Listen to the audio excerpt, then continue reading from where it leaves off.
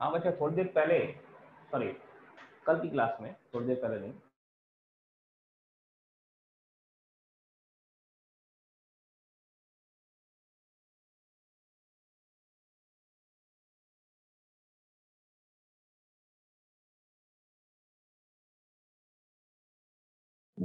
Sir आवाज नहीं आ रही। सर आवाज नहीं आ रहा है। यस सर, नहीं आ रहा। सर ऑडियो नहीं आ रहा। Hello sir.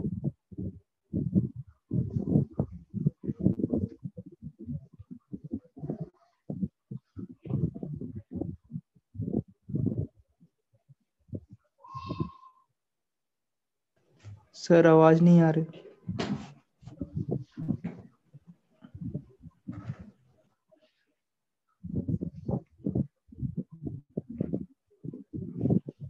सर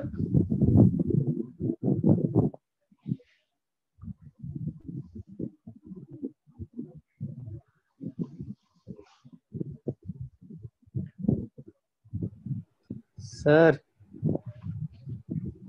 सर आवाज नहीं आ रही। सर ऑडियो नहीं आ रहा।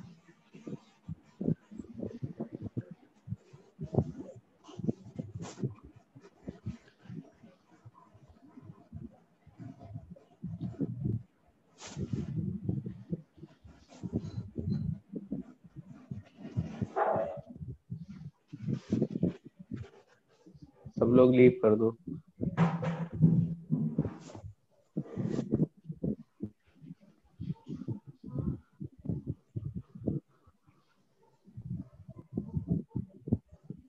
सर आवाज नहीं आ रही।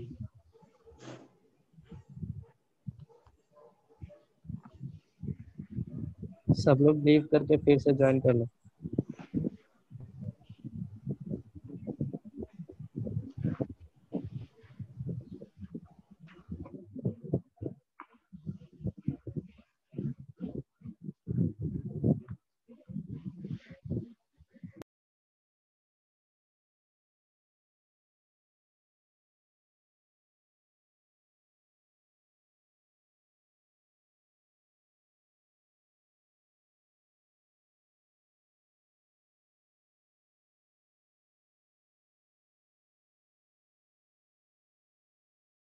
वो कह रहा है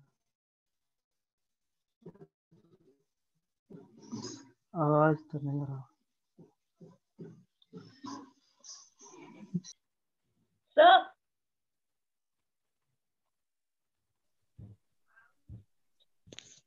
सर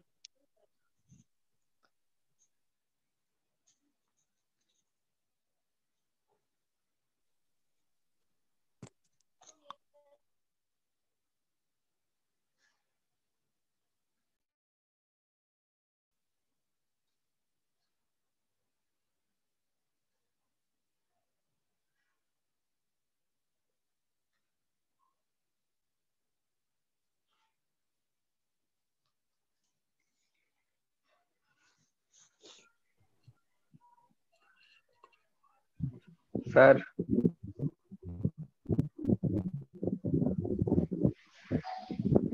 सर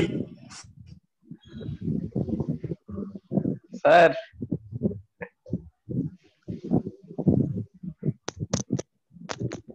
कोई मैम को कॉल करके बोलो कि सर का आवाज नहीं आ रहा।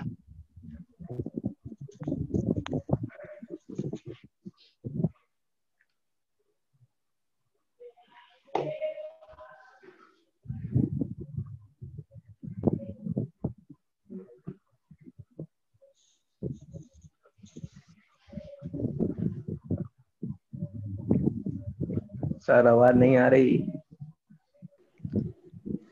सब लीव कर दो एक साथ, सर को पता चल जाएगा। चलो 1 2 3।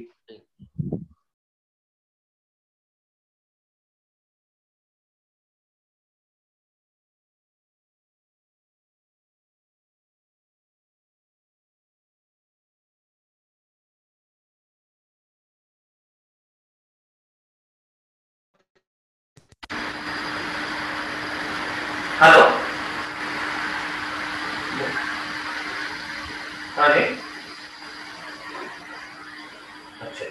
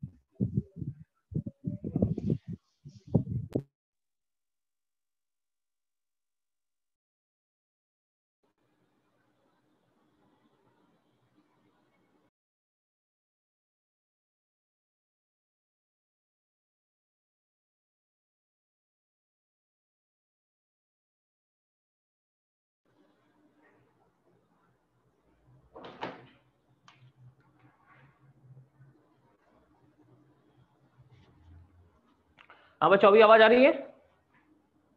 Yes sir. हाँ चलिए ठीक है। Yes sir. तो मैं कुछ ज्यादा बात नहीं की, सिर्फ इतनी बात की है कि वीक एसिड और बफर डिफरेंट नहीं है। जो इक्विलिब्रियम यहाँ स्टैब्लिश होता है वही इक्विलिब्रियम यहाँ स्टैब्लिश होता है, दोनों जगह सेम इक्विलिब्रियम स्टैब्लिश होता है। ठीक है, बस यहाँ सिर्फ एक आयन लेते हैं, यहाँ दो दो आयन लेके स्टार्ट करते हैं शुरू में, बस इतना है ना। अगर और ये दोनों ध्यान रखना, ये दोनों काफी कुछ आसपास, बफर अच्छा बफर बनाना तो ये C1 C2 काफी क्लोज होने चाहिए, जितना क्लोज होंगे उतना अच्छा बफर बनेगा। C1 C2 अब मान लो ये बहुत ज्यादा ये जीरो हो गया, ये बहुत ज्यादा जीरो हो गया तो बफर नहीं है, इसके केवल वीक एसिड। लेकिन दोनों अगर ये और ये कंपेरेबल हैं, एसिड और कॉन्जुगेट बेस कंपेरेबल है, लगभग आसपास है, तो वो स्ट्रॉन्ग बफर बनेगा। ध्यान रखना, स्ट्रॉन्ग बफर कब बनेगा? जब दोनों बहुत, अभी मैं प्रूव करूंगा इसको, फॉर्मूले से प्रूव हो जाएगा अपने आप, ये आपको पता भी होगा इस चीज को। ठीक है, देखते हैं। तो समझ गए ना, हम आगे बढ़े। कल हमने हिंडरसन इक्वेशन पे छोड़ा था आप लोगों को, Henderson equation for acidic buffer, Henderson equation for basic buffer. कल हम लोगों ने हिंडरसन इक्वेशन पे स्टॉप किया था। ठीक है, ओके। तो अगर हिंडरसन इक्वेशन है तो अब आगे चलते हैं। आगे कैसे? हिंडरसन इक्वेशन से बफर का पीएच निकाल सकते हैं, है ना। बफर का पीएच हिंडरसन इक्वेशन। और हिंडरसन इक्वेशन में एक चीज बच्चों हमने बोली थी आपको, वो ये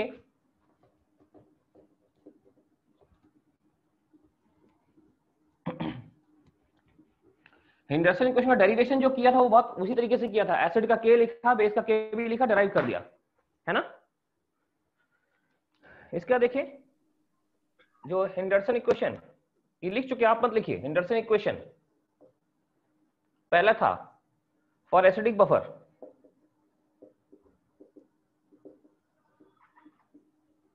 इसमें pH equal to pKa plus log of salt और अपॉन एसिड, ऐसे लिखना है। फिर फॉर बेसिक बफर,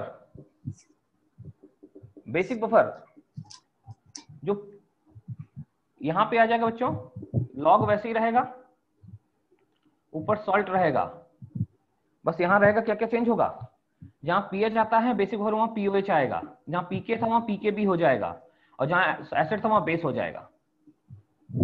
और एक बात छोटी सी ध्यान रखनी बच्चों, ये एक छोटी सी बात ध्यान ये रखनी है कि नीचे जो एसिड है, भले ही ऊपर सॉल्ट लिखा है, बट यहाँ पे कॉन्सेंट्रेशन ऑफ कॉन्जुगेट आयन रखनी है। जैसे यहाँ एसिड है, इसका कॉन्जुगेट आयन की कॉन्सेंट्रेशन ऊपर आनी चाहिए। यहाँ बेस है, इसके कॉन्जुगेट आयन की कॉन्सेंट्रेशन ऊपर आनी चाहिए। यहाँ पे कॉन्सेंट्रेशन ऑफ कॉन्जुगेट आयन आना चाहिए, कॉन्सेंट्रेशन ऑफ कॉन्जुगेट आयन।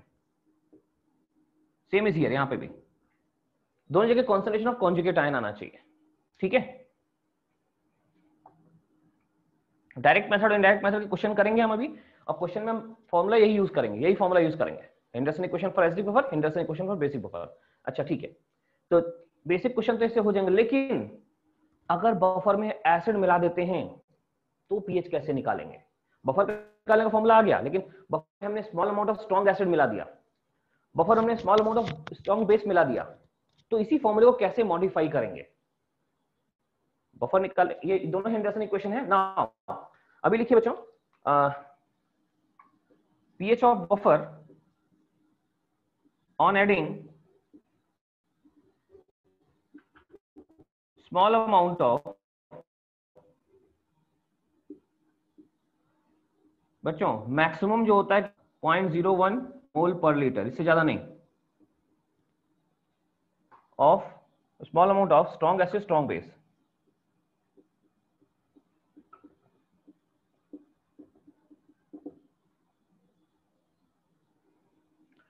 यानी बफर हमारे पास है, बफर में स्ट्रॉन्ग एसिड स्ट्रॉन्ग बेस मिला है स्मॉल अमाउंट, और स्मॉल अमाउंट का मतलब होता है 0.01 मोल, यानी 1/100 मोल पर लीटर। 1/100 मोल पर लीटर से ज्यादा नहीं मिला सकते। बफर कितना भी अच्छा बफर क्यों ना हो, वो स्मॉल अमाउंट को ही कंट्रोल कर सकता है। Large amount of strong base strong बाहर से मिला तो कंट्रोल नहीं कर पाएगा। और जो उसकी लिमिट होती है वो कितनी होती है? मैक्सिमम बाहर से मिलाने वाले एसिड को कितना मिला सकते हैं? मैक्सिमम 0.01 मोल पर लीटर, तभी बफर बफर का काम करेगा। इससे ज्यादा मिलाओगे बफर हाथ खड़े कर देगा, कुछ नहीं कर पाएगा बफर। आपको पता ना, हमारे ब्लड में बफर है, हमारे ब्लड का पीएच 7.4 है। अगर 7.4 से कम या ज्यादा हो जाए तो ऑब्वियसली हमको हॉस्पिटलाइज होना पड़ेगा, है ना।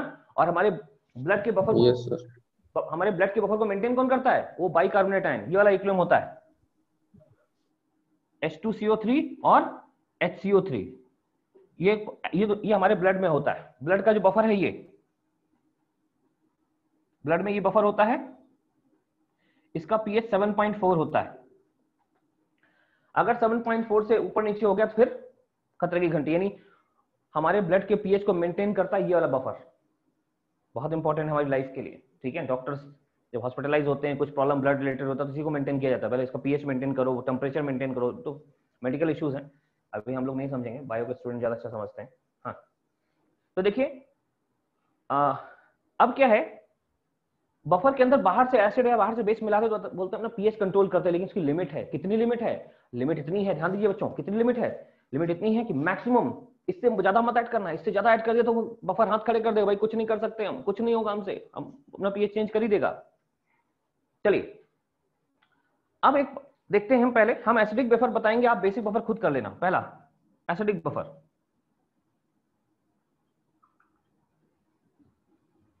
मैं एसिडिक बफर डिटेल में आपसे बताऊंगा और उसी बेसिस से बेसिक बफर आप खुद एक्सटेंड करेंगे अभी के अभी। देखो सर, ये है एसिटिक एसिड, ये सपोज ये बफर हमारे पास था, इसका पीएच का फॉर्मूला ये लिखा हुआ है, हमने लिख लिया पीएच, ये रहा, pH equal to pK plus log of, नीचे एसिड है, ऊपर कॉन्जुगेट आयन, बट हम सॉल्ट लिखते हैं, ये रहा। अब इसमें हमने क्या किया था, देखना बच्चों, ये एसिड है, ये बेस है, दोनों इक्विलिब्रियम में मेंटेन है। अब अगर हम बाहर से इसमें एसिड मिला दें, यहां ये इक्विलिब्रियम, हम बाहर से एसिड मिला दें, तो बताइए बाहर से एसिड मिलाने पे कौन रिएक्ट करेगा? ये एसिड रिएक्ट नहीं कर, कौन रिएक्ट करेगा? कौन रिएक्ट करेगा? ये बाहर से एसिड मिलाओगे तो बेसिक कंपोनेंट एक्शन में आ जाएगा, उसको न्यूट्रलाइज कर देगा।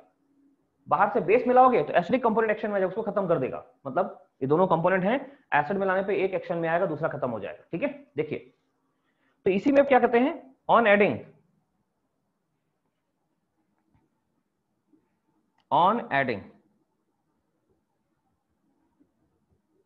क्या ऐड किया?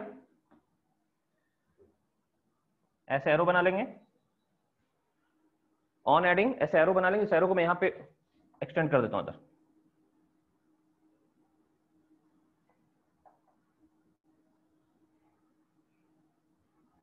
यही एरो इधर बना दिया ऑन ठीक है। एक्स मोलर HCl तो क्या होगा, या हम चाहें तो एक्स मोलर NaOH भी ऐड कर सकते हैं। ध्यान रखना एक्स की वैल्यू बच्चों 0.01 से ज्यादा नहीं हो सकती, मैक्सिमम इतना हो सकता है, इससे ज्यादा हो गया तो फिर बफर नहीं रहेगा, है ना। अच्छा तो पहले यही फॉर्मूला लिखो, इसी फॉर्मूले में एडजस्ट कर देंगे। कैसे, pH इक्वल टू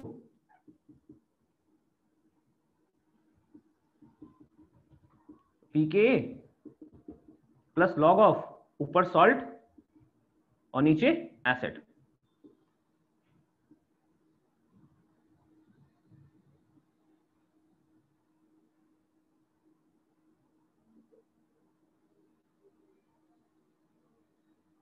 है ना, ध्यान देना बच्चों, अगर ये एसिड मिलाएंगे, ये एसिड है, यहाँ क्या है, नीचे एसिड ऊपर कॉन्जुगेट बेस, बेस ऊपर है, सॉल्ट जो लिखा वो कॉन्जुगेट बेस एक्चुअली। तो बताइए एसिड जो है किससे रिएक्ट करेगा, ये एक्स मोलर HCl इससे रिएक्ट करेगा बेस से, तो यहाँ पे -x कर देना, पूरा रिएक्ट कर जाएगा एक्स मोलर। ये एसिड है, ये बेस से रिएक्ट करेगा, बेस न्यूमरेटर में रखा हुआ कॉन्जुगेट बेस, तो यहाँ -x, और ये रिएक्ट करेगा तो ये बनेगा, तो यहाँ +x। देखो बफर का pH सिर्फ ऐसे निकाल देंगे, उसमें कुछ मिलाते तो pH ऐसे निकालते, क्यों, जो मिलाया वो बेस था, बेस किससे रिएक्ट करेगा, एसिड से, तो नीचे एसिड है, सॉरी बेस मिलाया क्या, एसिड, एसिड किससे रिएक्ट करेगा, एसिड रिएक्ट करेगा बेस से, एसिड रिएक्ट करेगा बेस से, बेस नीचे तो एसिड है, बेस कहाँ है, कॉन्जुगेट बेस ऊपर है, तो ये पूरा इस बेस से रिएक्ट कर जाएगा, यहाँ -x कर देना, ये रिएक्ट करेगा तो ये बनेगा, यहाँ +x कर देना, इस फॉर्मूले से इसका pH आ जाएगा आफ्टर एडिंग HCl। वैसे यहाँ करना है डिट्टो, ऐसे यहाँ पे करना है डिट्टो, है ना। इसका ये भी है तो एसिडिक बफर ही, लिख लो इसको ऐसे,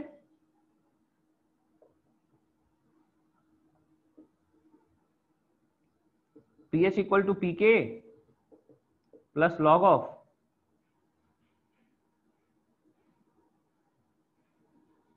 सॉल्ट, और यहां पे एसिड है बच्चों। अब हम मिला रहे हैं बेस, ये बेस मिला रहे हैं, बेस किससे रिएक्ट करेगा, एसिड से, एसिड यहाँ पे, तो यहाँ -x, और ये रिएक्ट करेगा तो ये बनेगा यहाँ +x। देखिए इसका pH निकालने का तरीका ये हो गया। एसिडिक बफर का pH जब उसमें small amount of strong acid और स्ट्रॉन्ग बेस मिलाते हैं तो ऐसे निकालते हैं,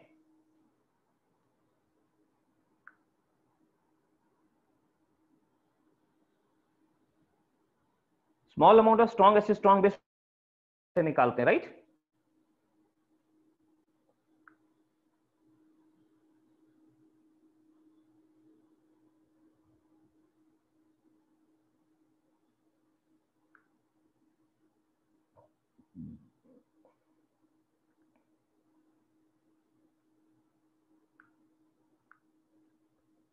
बच्चों जैसे मैंने एसिडिक बफर किया है डिट्टो ऐसे ही आप बेसिक बफर बना लीजिए अपने आप। कोई प्रॉब्लम फील करें तो बताइए, मैं कर दूंगा, लेकिन नहीं प्रॉब्लम फील है तो अपने आप फटाफट बना लीजिए।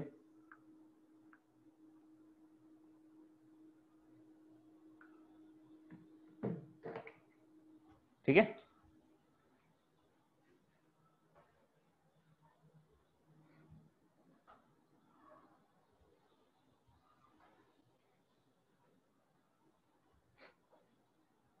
हाँ तो इसके बाद हम लोग बफर के क्वेश्चंस पे आ जाते हैं, ठीक है ना, क्योंकि हमने बफर सारा पार्ट कर लिया है, मैक्सिमम क्वेश्चन नहीं बनते हैं, है ना, या तो इस फॉर्मूले पे, तो इस फॉर्मूले, तो इस फॉर्मूले। अच्छा एक चीज और बनते हैं, एक चीज और बनते हैं, ठीक है। तो एक छोटा टर्म और डिस्कस करते हैं, फिर क्वेश्चन पे आता है, फिर हमको थ्योरी की जरूरत नहीं पड़ेगी, थ्योरी पूरी हो जाएगी। दो छोटे छोटे टर्म है बच्चों, दो छोटे छोटे टर्म। मैंने पहले कहा था कि मैं बताऊंगा कि अगर बफर बनाना है तो इन दोनों के अमाउंट कंपेरेबल होने चाहिए, जो मतलब एसिड और कॉन्जुगेट बेस कंपेरेबल होने चाहिए, है ना। इस पे बात करते हैं। तो एक बात आती है बफर रेंज,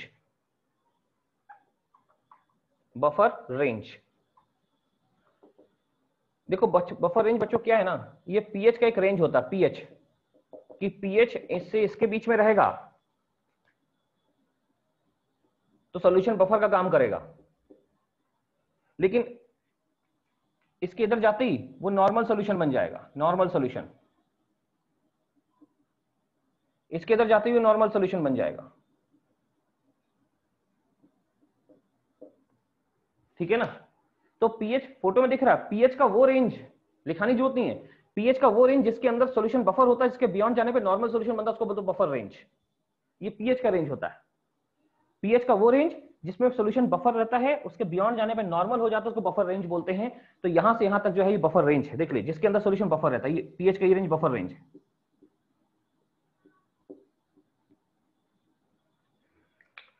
ठीक है, कैसे फाइंड करते हैं? तो इसको फाइंड करने का तरीका ये है बफर रेंज को।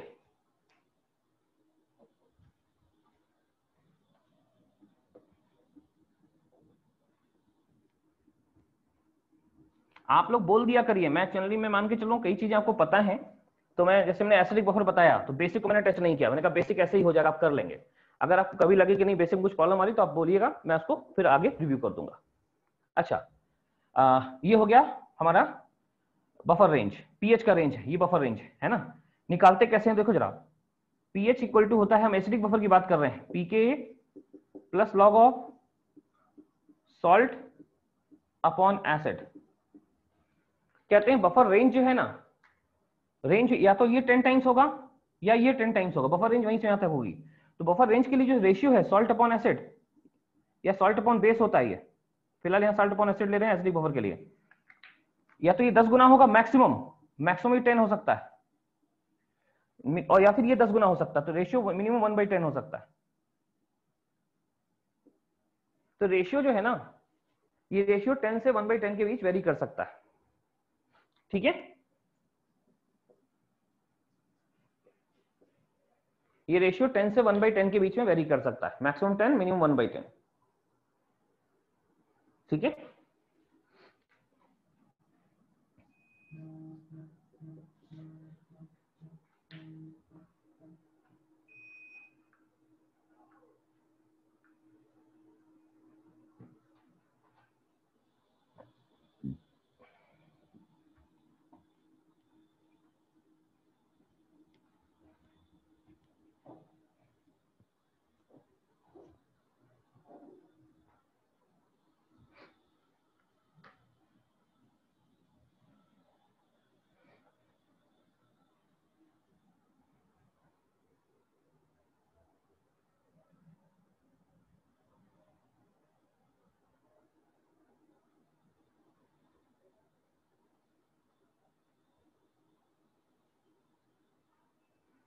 तो अब देखो जरा, ये रेशियो, तो इसको अगर रेशियो 10 रखेंगे तो बफर रेंज क्या आ जाएगी? बफर रेंज आ जाएगी पीएच इक्वल टू, इसमें पीएच इक्वल टू पीके, एक बार रेशियो 10 रखो तो log 10 1 आ जाएगा, एक बार 1/10 रखो तो प्लस माइनस 1 आ जाएगा। इसलिए ये बच्चों ये एसिडिक बफर के लिए है, बेसिक बफर के लिए भी ऐसे ही आप बफर रेंज निकाल सकते हैं। ये एसिडिक बफर का बफर रेंज है, एसिडिक बफर, आप चाहें तो ये एसिडिक बफर का बफर रेंज है, आप बेसिक बफर का बफर रेंज भी ऐसे ही निकाल सकते हैं, डिट्टो ऐसे ही। ऐसे लिखा, रेशियो 10 से 1/10 के बीच होगा, मैक्सिमम 10 मिनिमम 1/10, और बस उसके बीच में ही रहेगा। पीएच अगर पीके प्लस माइनस 1 के बीच रहेगा तो बफर का काम करेगा, उसके बियॉन्ड चला गया तो सॉल्यूशन बफर का काम नहीं करेगा, है ना। और इसमें भी एक बात है, क्या बेस्ट बफर कब बनेगा बच्चों? बेस्ट बफर तब बनेगा जब रेशियो बिल्कुल पीएच इक्वल टू पीके हो जाए। तो ये मैंने एसिडिक बफर बोला, आप बेसिक बफर खुद कर लीजिएगा, बेसिक बफर के लिए भी ऐसे सारे पॉइंट आप सोच लीजिएगा, राइट। फॉर्मूला उसका रेशियो 1/10, और वहां पीओएच होगा, pOH equal to pK B plus minus 1, right. हाँ, तो बेसिक बफर सोचने के बाद नोट नंबर 1 क्या है बच्चों? नोट नंबर 1, नोट नंबर 1 ये है, condition for best buffer. Condition for best buffer कब होगा? कंडीशन फॉर बेस्ट बफर में ध्यान दीजिए, क्या होता है कि हम कहते हैं रेंज कहां कहां होती है, रेंज, बफर रेंज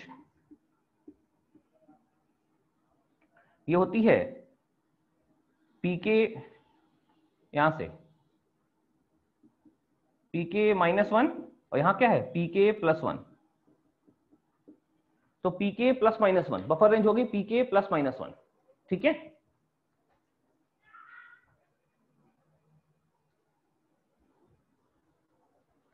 तो पीके प्लस -1 जो बफर रेंज हो गई यहां पे, इसका जो मिड पॉइंट होता हो तो पीके, बस यही होती कंडीशन फॉर बेस्ट बफर। हम चाहेंगे बिल्कुल मिड पॉइंट पे रहे, मिड पॉइंट पे रहे, यानी पीएच इक्वल टू पीके रहे। बच्चों रेशियो रेशियो भी 10 से 1/10 होता है, लेकिन इसका मिड पॉइंट क्या है, बीच में 1 आएगा, तो कहते हैं इस मिड पॉइंट करस्पॉन्डिंग यहाँ पे ये बेस्ट बफर होगा, और यहाँ पे सॉल्ट अपॉन एसिड क्या होगा, या सॉल्ट अपॉन बेस क्या, ये अप्रॉक्सिमेटली लगभग 1 हो जाए। हम तो 1 एग्जैक्टली 1 चाहते हैं, 1। तो बेस्ट बफर बनाने के लिए हमें रेशियो 1 चाहिए, बिल्कुल रेंज के मिड पॉइंट पे आइए, pH इक्वल टू pK, और इसके होने के लिए रेशियो क्या होना चाहिए, रेशियो 1 होना चाहिए। जब ये रेशियो 1 हो जाएगा तो pH इक्वल टू pK हो जाएगा, वही कंडीशन फॉर बेस्ट बफर। तो बेस्ट बफर बनाने के लिए रेशियो 1 आना चाहिए, बेस्ट बफर बनाने के लिए रेशियो 1 आना चाहिए, ठीक है। 1 कैसे आएगा, आपने देखा कि रेशियो 1 कैसे आएगा, ओके।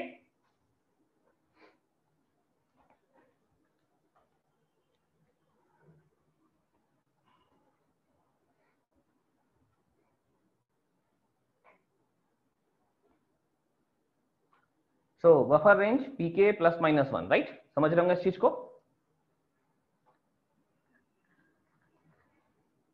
बफर रेंज ऐसे पता लग गई। अच्छा, इसमें भी ध्यान रखो बच्चों, इसमें और क्या ध्यान रखना है, कॉन्सेंट्रेशन, मतलब ये दोनों इक्वल होने चाहिए। पहली कंडीशन तो ये हो गई, क्या, बफर रेंज के लिए एसिड और कॉन्जुगेट बेस की कॉन्सेंट्रेशन लगभग बराबर होनी चाहिए।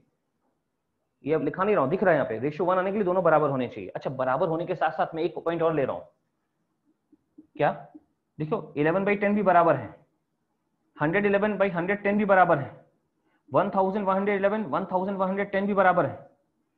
लेकिन देखो ना, यहां रेशियो 1.1 होगा, यहां पे 1.01 होगा, यहां पे 1.001 होगा। बताओ जरा बच्चों, लगभग बराबर, लगभग बराबर, लगभग बराबर। हमारा एम है दोनों एग्जैक्ट बराबर हो तो अच्छा होगा, दोनों एग्जैक्टली इक्वल होने चाहिए, तभी रेशियो 1 आएगा। लेकिन दो मेजरमेंट कभी भी आइडेंटिकल नहीं होते, हल्का फुल्का ऊपर नीचे होता ही है ना। अरे आप बाजार से कुछ भी 1 किलो लेने जाते हो, कभी कुछ 1 किलो एग्जैक्ट लाते हो, नहीं, कुछ ग्राम ऊपर कुछ ग्राम नीचे ही मिलता है हमेशा। तो दो मेजरमेंट कभी बराबर नहीं हो सकते। हम कोशिश करते दोनों एग्जैक्ट आइडेंटिकल हो, बट दो मेजरमेंट आइडेंटिकल होने में बहुत एरर आ जाएगी, कुछ ना कुछ एरर होती है। तो हमारी कोशिश होती है सर एग्जैक्टली बराबर नहीं है तो नियरली बराबर होनी चाहिए, और नियरली बराबर होने के साथ साथ हाई होने चाहिए। देखो सॉरी, नियरली बराबर क्या क्या है, 11/10, 111/110, 1111/1110। लेकिन देखो ना, इन तीनों रेशियो में 1 के ज्यादा क्लोज कौन है, हम चाह रहे रेशियो 1 आए। 1 को ये 1.01, ये 1.1, ये 1.01, ये 1.001, ये 1 के ज्यादा क्लोज है, ये हम प्रेफर करेंगे।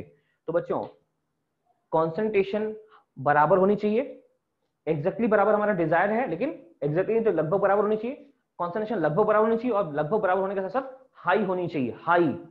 हाई होने पे क्या होगा, अरे हाई होने पे रेशियो 1 को ज्यादा अप्रोच करेगा, 1 को अप्रोच करेगा तो हम चाहते वो हो जाएगा। तो एक अच्छा बफर बनने के लिए, एक आइडियल बफर बनने के लिए concentration should be on higher range, पहली बात, sir concentration should be nearly equal, और दूसरी बात they should be higher range, बराबर होनी चाहिए और हाई होनी चाहिए, ताकि रेशियो 1 को ज्यादा अप्रोच करे। This is a condition for best buffer, clear. और फिर एक होता है बफर कैपेसिटी, ठीक है, एक टर्म होता है, लास्ट टर्म छोटा सा डिफाइन होता है, बफर कैपेसिटी। ये थी बफर रेंज। तो बफर रेंज हमने क्या सुना, हमने सुना कि एक अच्छा बफर बनने के लिए, एक अच्छा बफर बनने के लिए कंसंट्रेशन बराबर होनी चाहिए एसिड और उसके कॉन्जुगेट की, या बेस और उसके कॉन्जुगेट की, और दूसरा वो हाई होनी चाहिए। लो रेंज में होगी तो 1 को ज्यादा अप्रोच नहीं कर पाएगी। तो buffer range, SD buffer discuss किया, बेसिक आपको बोला करने को, और फिर condition for best buffer, concentration ratio जो है लगभग 1 होना चाहिए, 1 लाने के लिए concentration should be on higher range, बराबर और हाई।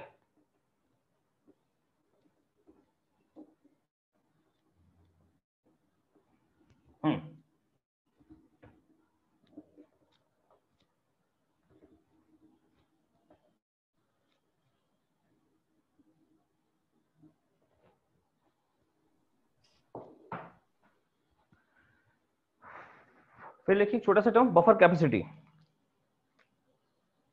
बफर कैपेसिटी बच्चों, बफर कैपेसिटी होती है कि अगर पीएच हमारे बफर जो दिया है, बफर इसका पीएच मान लीजिए 4.01 है ना। हमने इसमें क्या किया, हमने इसमें 2 मोल HCl मिला दिया, 2 मोल तो ज्यादा हो गए, 0.5 मोल, ये भी ज्यादा हो गया, मैक्सिमम तो 0.01 मिलाते हैं, मैक्सिमम 0.01 मिलाते हैं। तो मान लीजिए 0.001 मोल HCl मिला दिया और इसका पीएच जो है ना इससे घट के 4 हो गया, नया पीएच जो है 4 हो गया। तो आप देख सकते हो कि पीएच चेंज कितना हुआ और मोल्स ऑफ HCl कितने ऐड किए। जब HCl के 0.001 मोल ऐड किए उस समय इसमें पीएच में देखो 4.01 से घट के इतना हो गया, नहीं पीएच में 0.01 का चेंज आया। तो देखो बच्चों पीएच में 0.01 का चेंज आया इतने मोल से, तो 1 का चेंज कितने से आएगा? तो 1 का चेंज आ जाएगा, मुझे लगता है 1 का चेंज ऐसे डिवाइड कर दो 0.1 मोल से आ जाएगा। 0.001 अपॉन 0.01 क्या तो बचेगा? 0.1 मोल बचेगा। बस पीएच में 1 का चेंज करने के लिए जितने मोल ऐड करने चाहिए उसी को बफर कैपेसिटी बोलते हैं। यही बफर कैपेसिटी होगी 0.01, ये बफर कैपेसिटी हो गई। तो मुझे लगता है इसमें दिख ही रहा होगा कि कितने स्ट्रॉन्ग एसिड स्ट्रॉन्ग बेस के मोल हम ऐड जो करते हैं, moles of strong acid strong base added for unit change in pH, for unit change in pH, यही बफर कैपेसिटी हो गई। बफर कैपेसिटी, बफर कैपेसिटी हो जाएगी, इसको फॉर्मूला टाइप में लिखोगे क्या हो जाएगा? Moles added upon change in pH, moles of strong acid or strong base added upon change in pH।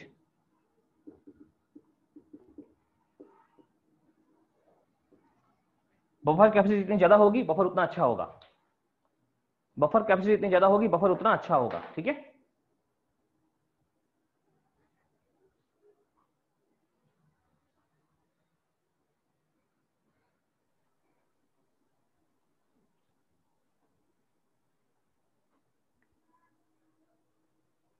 चलिए ये पूरा थ्योरी पार्ट हो गया। हम क्वेश्चंस पे आ रहे हैं बच्चों। क्वेश्चंस मैं स्क्रीन में शेयर करता हूं, फटाफट रुक जाइए 2 मिनट।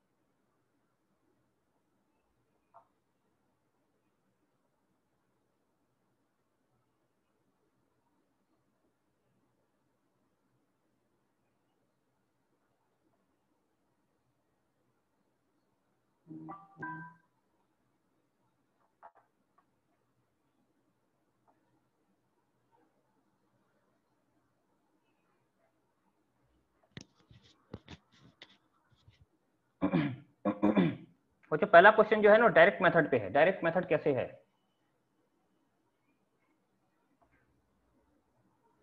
फिर इनडायरेक्ट मेथड पे क्वेश्चन चलेंगे। क्वेश्चन 1 बाय 1 ही हम आगे बढ़ेंगे।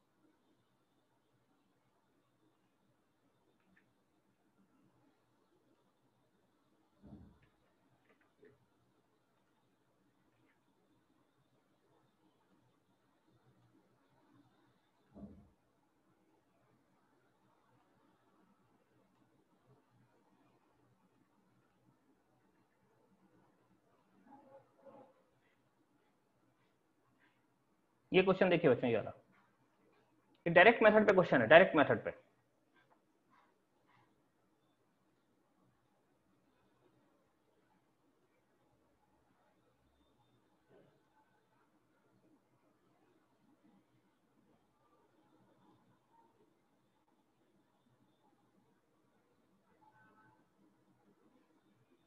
एक्स मोल अमोनियम सल्फेट है इसमें।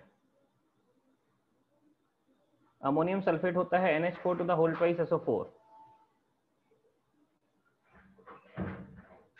इसके हमने x मोल लिए हुए एंड 0.01 मोल अमोनिया। बच्चों अमोनिया ये जो अमोनिया लिखेगा ना, हमें अमोनिया हमेशा क्या सोचना, NH4OH सोचना। अमोनिया सॉल्यूशन मतलब NH4OH ही होता है। कितना लिया, 0.1 मोल। ठीक है, इन 100 ml सॉल्यूशन। ओके, अब नहीं बफर, यानी बफर किसका है, तो देखो बफर इसका हो गया, NH4OH यहां से आएगा और यहां से अमोनियम आयन निकाल के लाना है हमको। अमोनियम आयन से मतलब है, यानी बफर ये हो गया बच्चों, NH4OH और अमोनियम आयन, ये बफर में स्टैब्लिश करना है। इसकी कॉन्सेंट्रेशन 0.1 मोल हो गई और इसकी कॉन्सेंट्रेशन x मोल हो गई। सॉरी x मोल तो ये है बच्चों, अमोनियम सल्फेट है। लेकिन सोचो ये अमोनियम सल्फेट टूटेगा तो क्या मिलेगा, 2 अमोनियम आयन मिलेंगे और 1 सल्फेट आयन मिलेगा, है ना। ओके,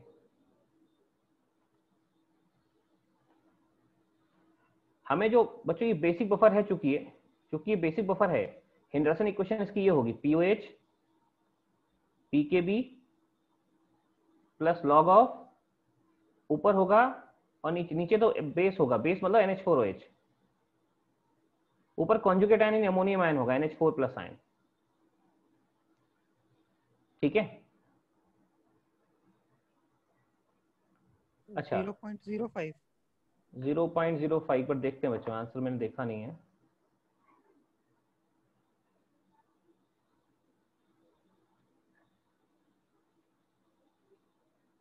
हाँ करेक्ट है, 0.05 ही दिया हुआ।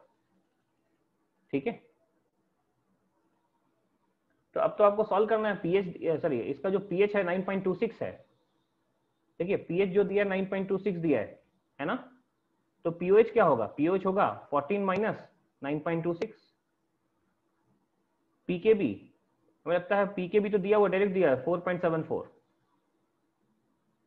NH4OH का कॉन्सेंट्रेशन, NH4OH का कॉन्सेंट्रेशन 0.1 मोल है बच्चों, ये तो रखोगे 0.1 मोल है, कितने लीटर में, 100 ml यानी 0.1 लीटर, ये देखो। और अमोनियम आयन कितने होंगे, तो यहाँ देखो, यहाँ ये एक x में से अगर x जाएगा ना तो ये 2x बनेगा और ये x बनेगा, नहीं अमोनियम आयन 2x बनेंगे। तो अमोनियम आयन की कॉन्सेंट्रेशन इसके 2x मोल हो गए, 2x mole, I am sorry 2x मोल हो गए। कितने लीटर में, वही 100 ml में है तो 0.1 लीटर में। वो जो रखोगे सिर्फ x कैलकुलेट करना है और इन्होंने जैसा बताया x इक्वल टू 0.05 आ जाता है। मैं यहाँ आंसर यही दिया हुआ है। ठीक है, तो x वैल्यू निकल आएगी कि बफर क्या है, बेसिक बफर है, ऐसे बनाना है। डायरेक्ट मेथड क्वेश्चन था। अगला क्वेश्चन जो आपको देंगे वो इनडायरेक्ट मेथड का होगा।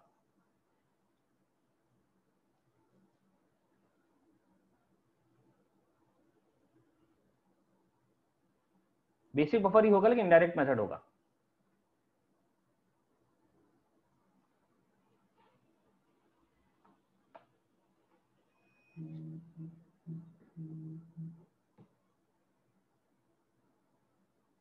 तो बस 1 मिनट।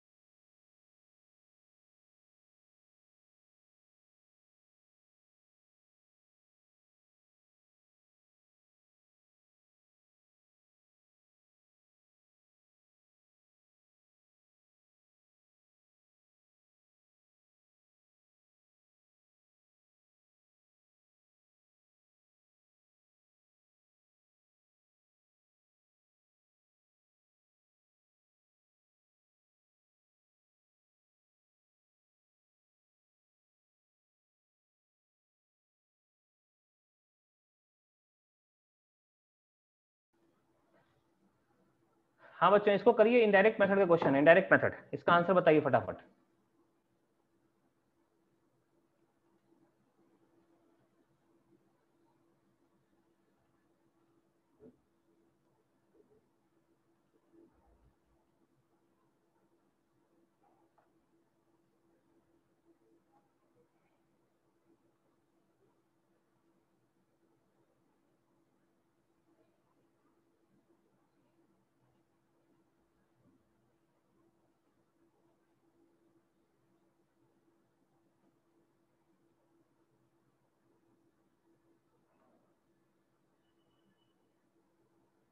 ये लार्ज है,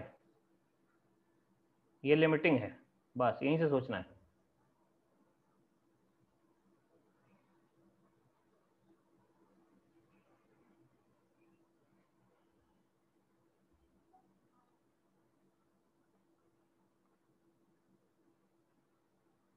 इसके मिलीमोल कितने हो गए? 50 इंटू 0.1, 0.5 मिलीमोल।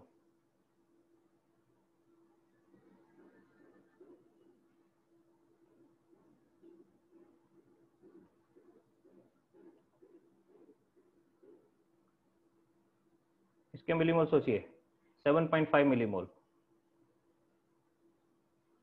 ये एक्सेस में दिख रहा है, ये एक्सेस में है, तो बचा रहेगा अल्टीमेटली जब रिएक्शन पूरी होगी तो ये 7.5, ये 0.5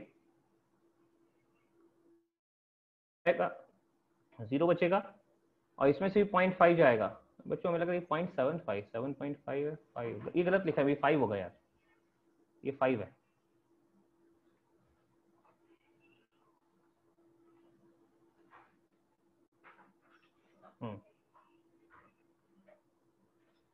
ये 5 था, तो ये 5 में से 5 जाए, खत्म हो गया, 0 बचा, ये 5 गया तो 2.5 बच गया, और ये कितना बन गया? ये 5 बन गया, 5 बन गया, मिलीमोल है ये, ऑल दीज आर मिलीमोल। तो बच्चों इसका मतलब है ये बन गया और ये बच गया, तो हो गया, बन गया बफर। हम तो यही ना चाहिए बफर, तो पीओएच निकालो यहाँ पे। 9.55 pH। बिल्कुल 9.55, ठीक है बेटा, 9 पॉइंट समथिंग ही है, ठीक है।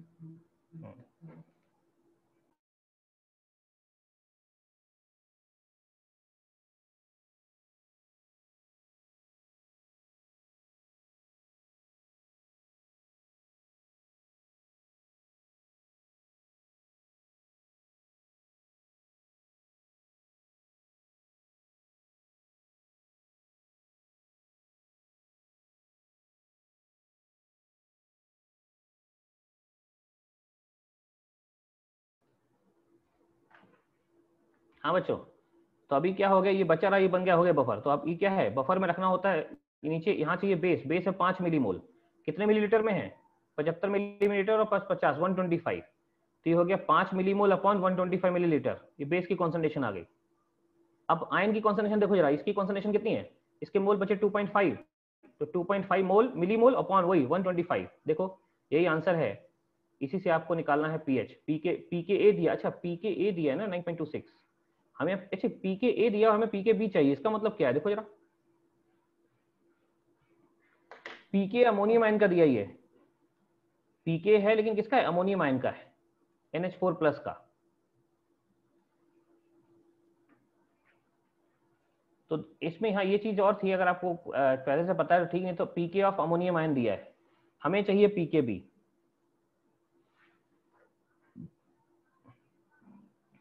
जो ओरिजिनल क्वेश्चन था वहां पे इसमें लिखा हुआ था अमोनियम आयन, इसके बारे में कि this is of ammonium ion. तो बच्चों हमें यहाँ पीके बी चाहिए और पीके ए दिया है, तो हमने एक चीज बताई थी ना आपको, क्या? पीके ए प्लस पीके बी का सम पीके डब्ल्यू होता है, राइट? तो पीके 9.26 है, ये किसका है? NH4 प्लस का। तो यहाँ पे NH4 OH का रख, ये निकल आएगा, खाली पीकेडब्ल्यू 14 रख दो, सॉल्व हो जाओ, अब कर लो पूरा, ठीक है ना। इसमें जो आंसर आता है वो वही जो एक बालक ने बोला था अभी थोड़ी देर पहले, ये है 9.56, ठीक है, 9.56 इनडायरेक्ट मेथड है ये।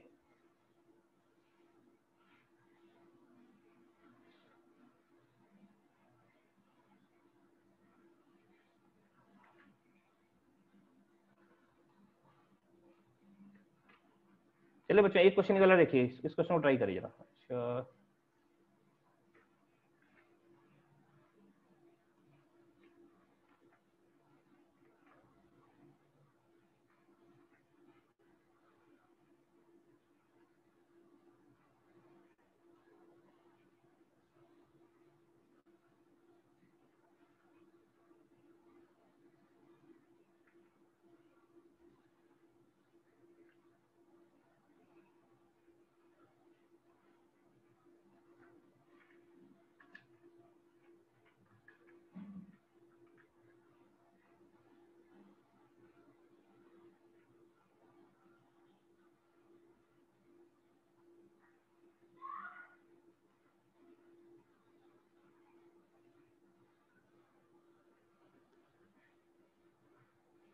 जब भी अमोनिया बोलेगा बच्चों NH4OH समझना है, ये भी बेसिक बफर है।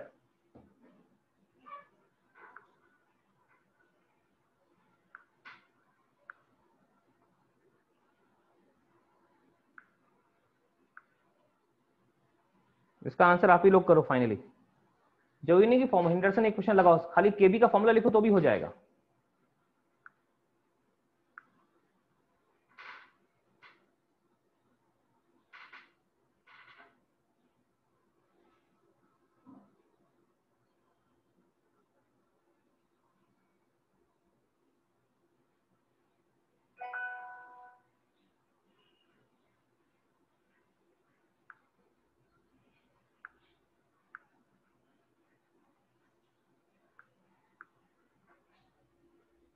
आंसर बताओ बच्चों आप लोग सॉल्व करके।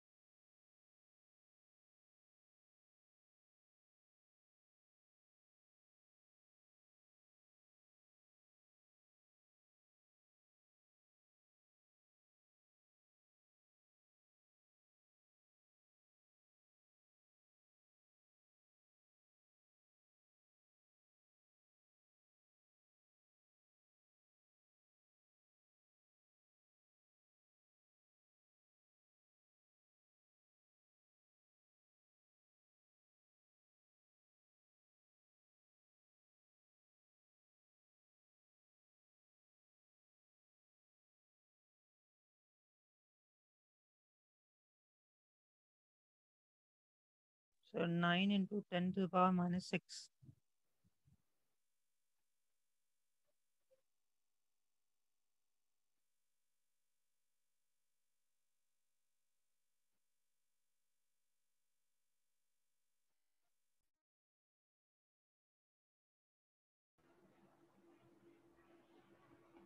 इसमें सीधे केबी का फॉर्मूला लिखो तो कम क्वेश्चन हो जाता फटाफट। Yes, sir. मतलब जो नहीं हेंडरसन इक्वेशन से करो, केबी लिखो। जैसे मैंने शुरू में बताया ना कि कोई फर्क नहीं, ये बफर एक्चुअली वीक एसिड वाला ही इक्विलिब्रियम एस्टैब्लिश करते हैं, वीक बेस वाला ही इक्विलिब्रियम एस्टैब्लिश करते हैं।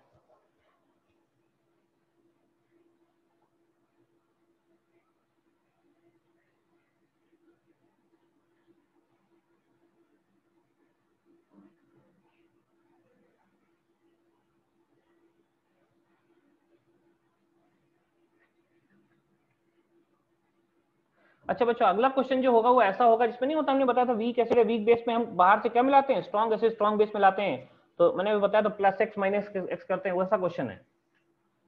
अगला क्वेश्चन जो शेयर कर रहे हैं उस टाइप का क्वेश्चन है। इसका आंसर सबका आ गया?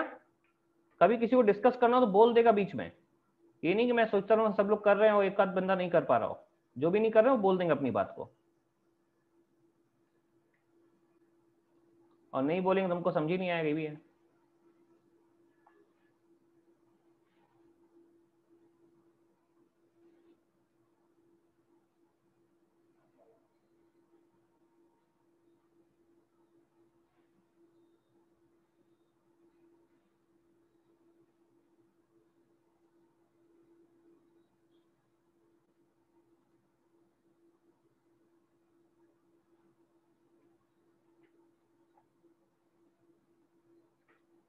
ये देखिए क्वेश्चन ये रहा, इसको ट्राई करें एक बार।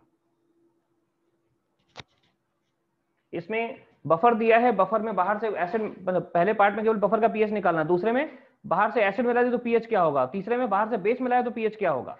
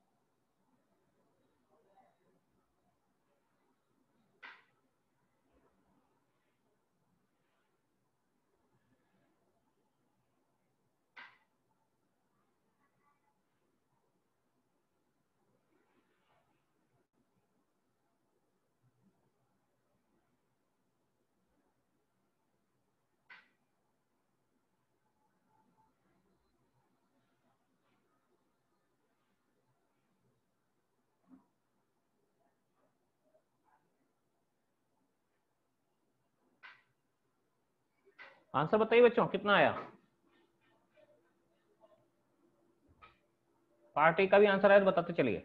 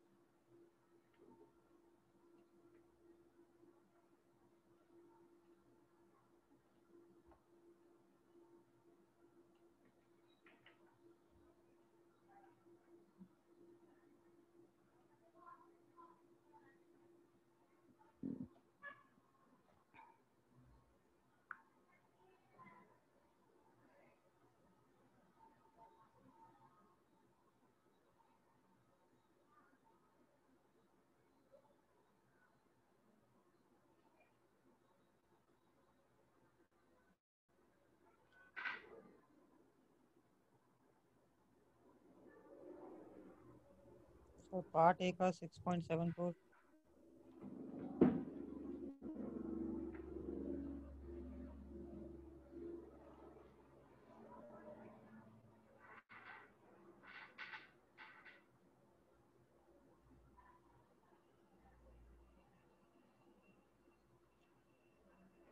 पार्ट ए का आंसर मैच किया ना सभी का।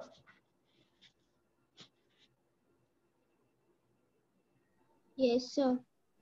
ठीक है, पार्ट ए सिंपल फॉर्मूला लगे, पार्ट बी में वही प्लस एक्स माइनस एक्स करना है, कहां करना है ध्यान दीजिए बस।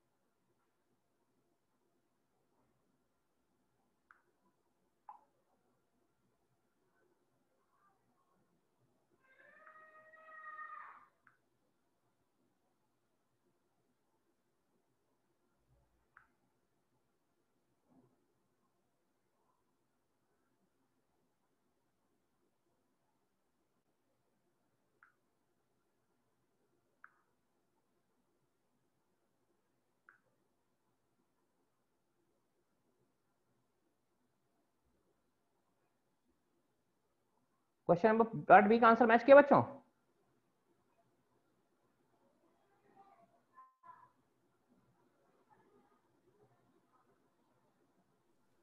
Yes sir.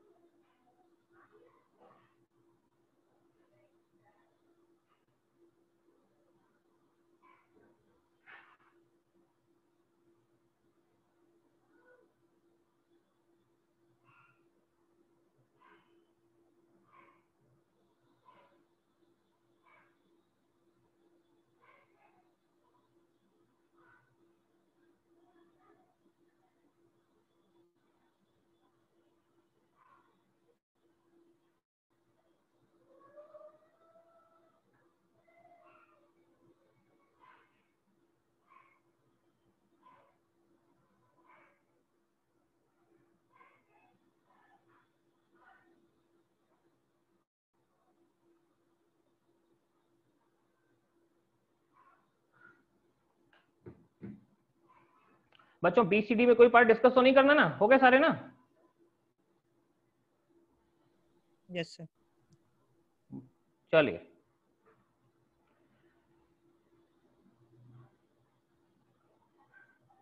तो ये जो क्वेश्चन बफर के रहेंगे, ये बफर के क्वेश्चन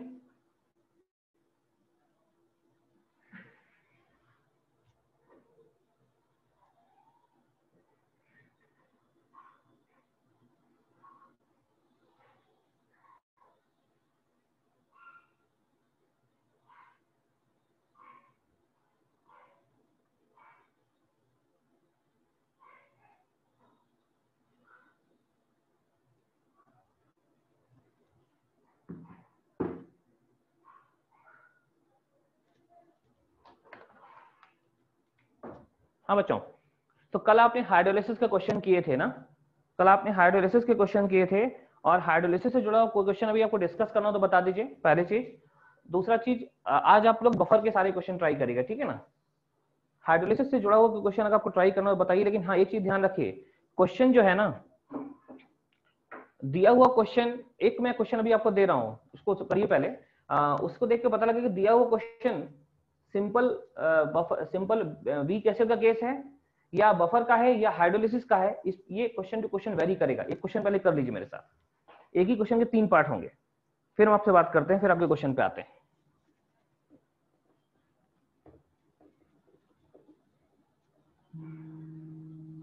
देखिए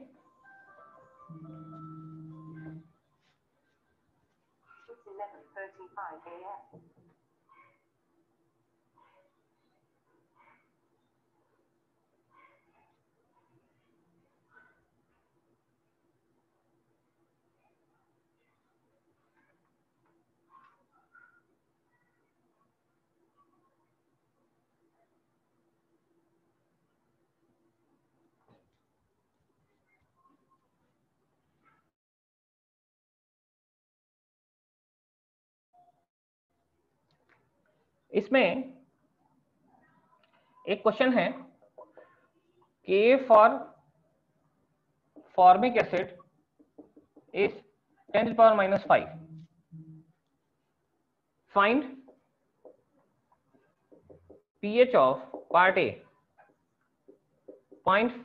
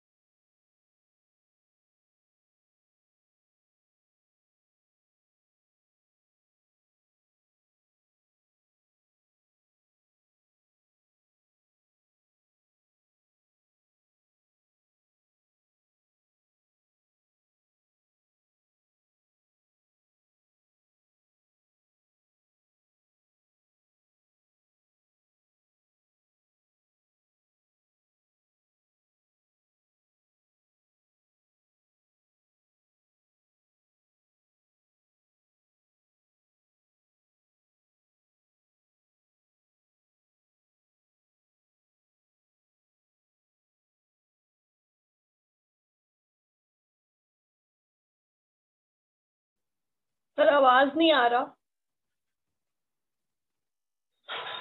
एक मिनट, सॉरी। हाँ जी, तो आवाज नहीं आ रहा। ओके ओके, अभी आ रहा बच्चों आवाज? Yes sir. Yes sir. हाँ, तो मैंने आपको एक क्वेश्चन देने जा रहा हूँ, इस क्वेश्चन को सॉल्व करिए। क्वेश्चन ये है कि K for formic acid is 10 power minus 5, है ना। वैसे पीएच निकालना 3 part, part A, part B, part C. Part A में निकालना है पीएच किसका, एक ये दिया हुआ है, पार्ट बी में कुछ दिया हुआ, पार्ट सी में कुछ दिया है।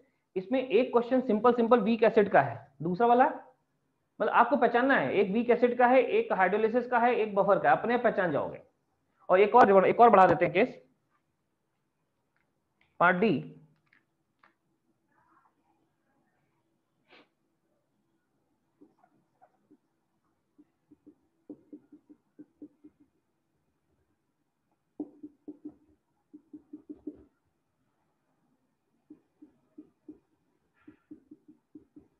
चलो बच्चों, सारे पार्ट सॉल्व करो, सारा सब कुछ आपको समझ में आ जाएगा। इसमें हर चीज आपकी रिफ्रेश हो जाएगी जो आपने पढ़ी अभी।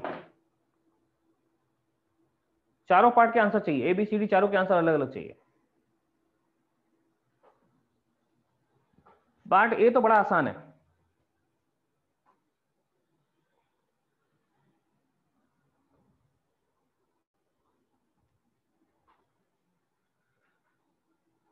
चंद्रशेखर अभी ठीक है? चंद्रशेखर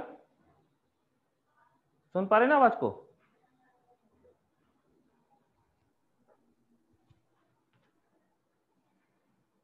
चंद्रशेखर मंडल है तो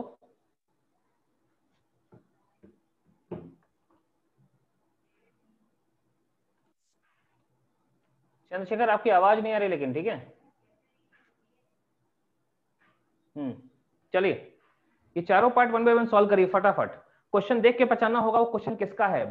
पहला वाला खाली वीक एसिड है, मैं हिंट दे रहा हूं, पहला वाला वीक एसिड है, दूसरा वाला हाइड्रोलिसिस है, तीसरा वाला बफर है, और चौथा वाला स्ट्रॉन्ग बेस वाला केस है, सिंपल स्ट्रॉन्ग बेस का केस। चारों केस अलग अलग हैं, खाली अमाउंट चेंज करने बदल गए। एक बार आप ट्राई करो, फिर मैं सबको वन बाय वन डिस्कस करूंगा और आप पूछेंगे तो। क्वेश्चन को पहचानो है किसका हो।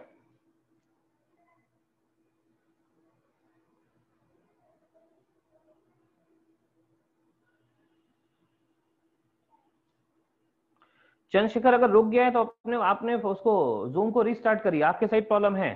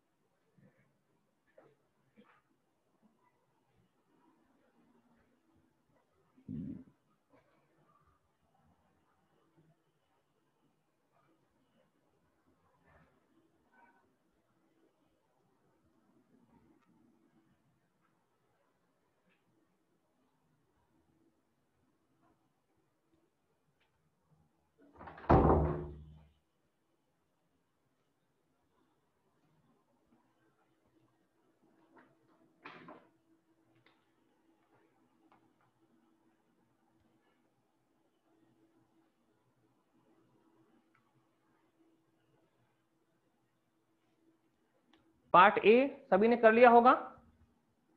पार्ट ए का सिंपली केस ऐसे लिखना है आपको, CH3 सॉरी फॉर्मिक एसिड है ना, HCOH HCO minus H plus, ये सिंपल वाला केस। 0.4 माइनस x और x, इसका k लिखोगे 10 की power -5 equal to x square upon 0.4 minus x. इसको निगलेक्ट कर दो तो x की वैल्यू आ जाएगी, x इक्वल टू आएगा 2 × 10⁻³ निगलेक्शन चेक करना है, वैलिड होगा तो यहीं से सीधे pH निकालना, 3 - log 2। पार्ट ए सीधे से सॉल्व हो जाएगा। लेकिन पार्ट बी पहले तो पता करो, पार्ट बी जो है वो हाइड्रोलिसिस का केस है कि नहीं है।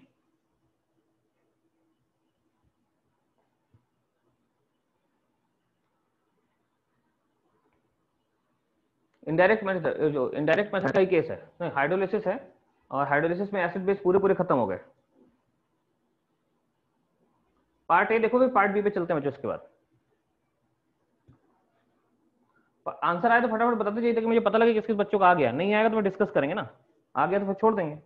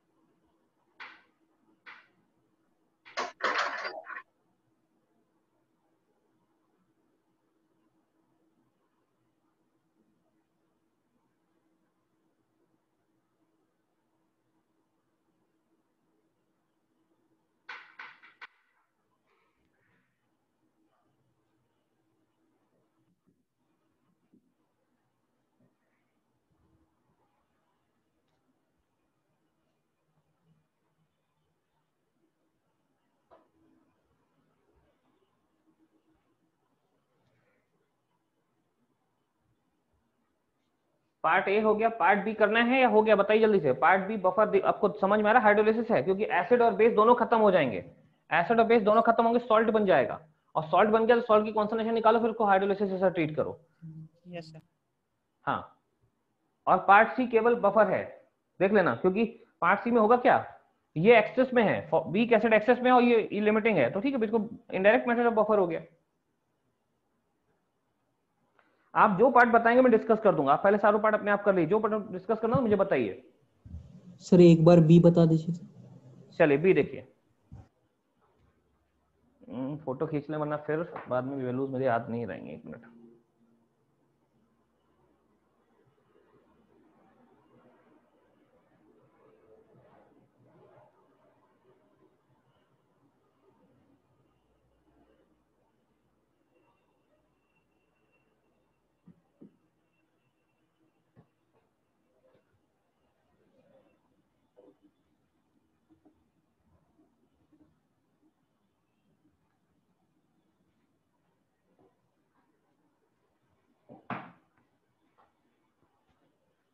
देखिए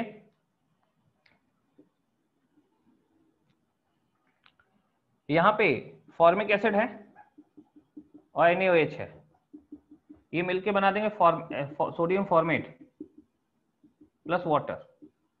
ये वीक एसिड है, ये स्ट्रॉन्ग बेस है। खैर इसके मिलीमोल कितने हो गए, दिस इंटू दिस करिए, 80 मिलीमोल आ गए। ऐसे ही आप इसके मिलीमोल निकालिए, ये भी 80 मिलीमोल आ गए, 1880। मुझे लगता है दोनों इक्वल हैं, वैलेंस इक्वेशन लिखी हुई है, एसिड जितना एसिड उतना ही बेस है, तो अल्टीमेटली दोनों ये खत्म हो जाएंगे, दोनों खत्म हो जाएंगे। शुरू में ये 0 है, इक्विलिब्रियम आने पे क्या होगा, ये 80 है, ये 80 है, और 80 में से पूरा पूरा ये भी रिएक्ट करेगा, 0 बचेगा, पूरा पूरा ये भी रिएक्ट करेगा, 0 बचेगा। ये बन जाएगा 80 मिलीमोल, ये बन जाएगा 80 मिलीमोल।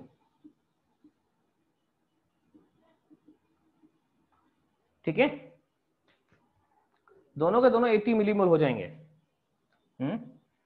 अब बच्चों ये खत्म हो गया, ये खत्म हो गया, कोई बचा, अगर ये बचता और ये बन जाता तो बफर हो जाता है ना, ये बच जाता तो स्ट्रॉन्ग बेस, खाली स्ट्रॉन्ग बेस जैसा ट्रीट करते, लेकिन दोनों नहीं बचे, ये सॉल्ट बन गया, और सॉल्ट बन गया तो कॉन्सेंट्रेशन ऑफ सॉल्ट निकालो, सोडियम फॉर्मेट सॉल्ट है, इसका कॉन्सेंट्रेशन हो गया मिलीमोल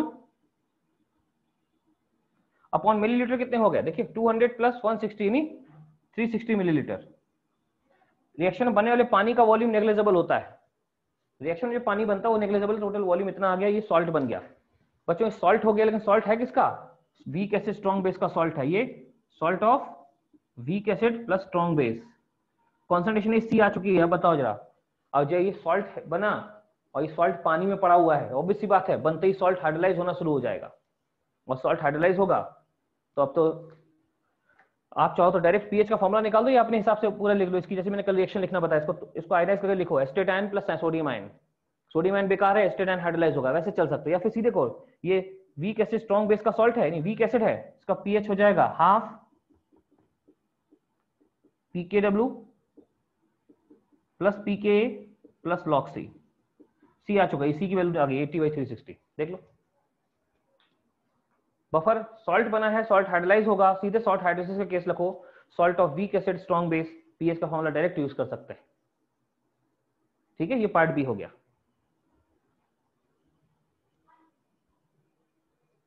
पार्ट सी तो इनडायरेक्ट मेथड तो हो गया होगा, देखो एक बार, बफर है, क्योंकि उसमें क्या है, ये बच गया और ये बन गया, बचा हुआ ये बना हुआ मिलकर बफर जैसा ट्रीट करना है, yes sir. Indirect method.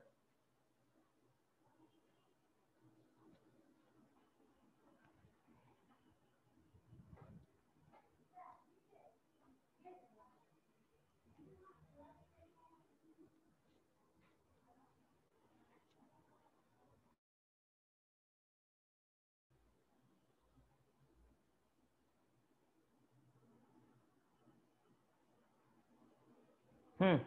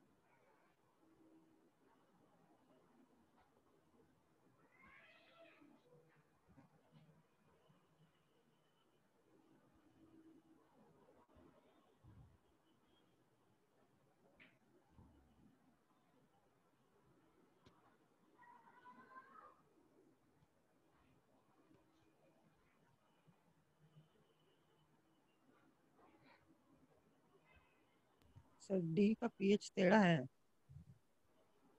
D का पीएच, हाँ बेसिक पीएच 13 हो सकता है बिल्कुल।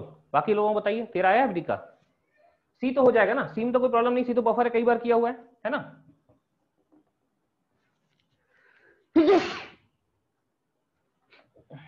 सॉरी।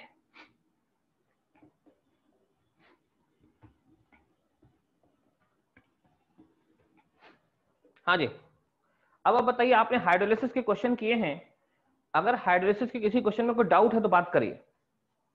जो कल मैंने कहा था पैकेज से करना था हाइड्रोलिसिस के क्वेश्चंस, उसमें कुछ डिस्कस करना है तो एक बार वो डिस्कस कर लीजिए, ठीक है।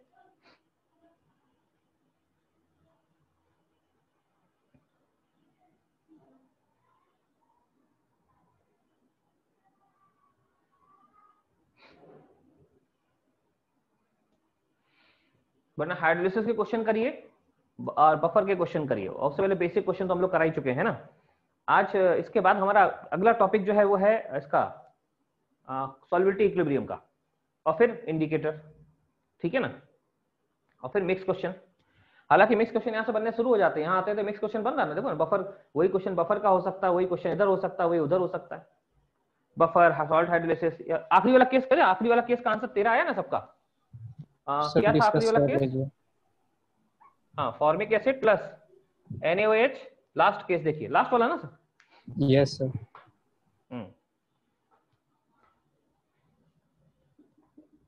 HCONA प्लस H2O, ठीक है।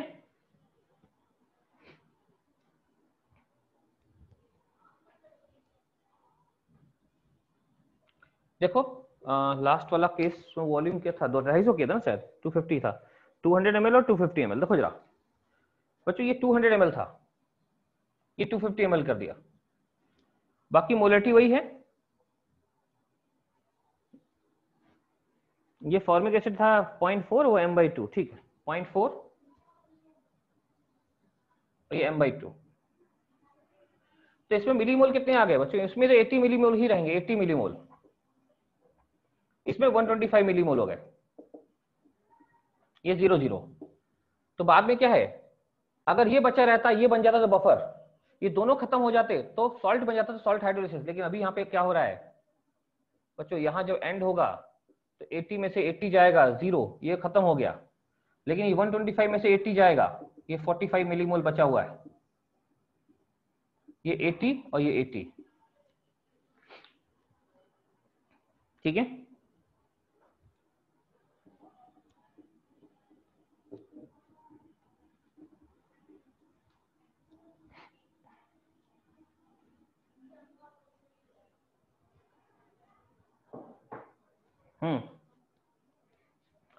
तो बच्चों ये स्ट्रॉन्ग बेस बच गया, स्ट्रॉन्ग बेस है ना, ये खत्म हो गया। देखो वैसे तो हम लोग सोच सकते हैं कि सॉल्ट बन गया, सॉल्ट अपना हाइड्रोलाइज होगा, स्ट्रॉन्ग बेस वहां रहेगा, लेकिन जब सॉल्यूशन में स्ट्रॉन्ग बेस है, स्ट्रॉन्ग एसिड होता है, तो वही पूरे सॉल्यूशन गवर्न करता है। सॉल्ट बन गया, इसकी कॉन्सेंट्रेशन निकालोगे भी, कॉन्सेंट्रेशन ऑफ सॉल्ट तो 80 मिलीमोल अपॉन मिलीलीटर, मिलीमोल आ गए 80 सॉल्ट के, ये और मिलीलीटर कितने हो गए 250 प्लस 200 450 ml। लेकिन सॉल्ट जो हाइड्रोलाइज होगा, सॉल्ट का हाइड्रोलिसिस जो एसिडिक या बेसिक मीडियम क्रिएट होगा वो हल्का फुल्का होगा, जबकि ये बेस स्ट्रॉन्ग बेस, ये स्ट्रॉन्ग बेस ही पूरे सॉल्यूशन गवर्न करेगा। अगर स्ट्रॉन्ग एसिड स्ट्रॉन्ग बेस बचा हुआ तो वही पूरे सॉल्यूशन गवर्न करेगा, उसके सामने वीक एसिड की कोई औकात नहीं है, उसको किनारे कर दो। तो ऐसे केस में मुझे लगता है यही पूरे सॉल्यूशन गवर्न करेगा। इसकी कॉन्सेंट्रेशन निकालें, कॉन्सेंट्रेशन ऑफ NaOH निकाल लो, इसके मिलीमोल अपॉन मिलीलीटर, मिलीमोल कितने हो गए, जो भी स्ट्रॉन्ग बच गया उसकी कॉन्सेंट्रेशन निकाल लो। मिलीमोल इसके बच्चे 45, वॉल्यूम हो गया 450 ml, तो 1/10 मोलेटी इसकी 1/10 हो गई, देख रही 1/10 बच्चों, ये मोलेटी 1/10 मोलेटी हो गई। तो मुझे लगता है इसमें जो OH आयन कॉन्सेंट्रेशन है वही रहेगा 10⁻⁻1, तो इसका pOH आ जाएगा 1, तो pH कितना आ जाएगा, pH प्लस pOH 14 होता है, अगर ये 1 है तो ये pH 13 आ गया, ठीक है।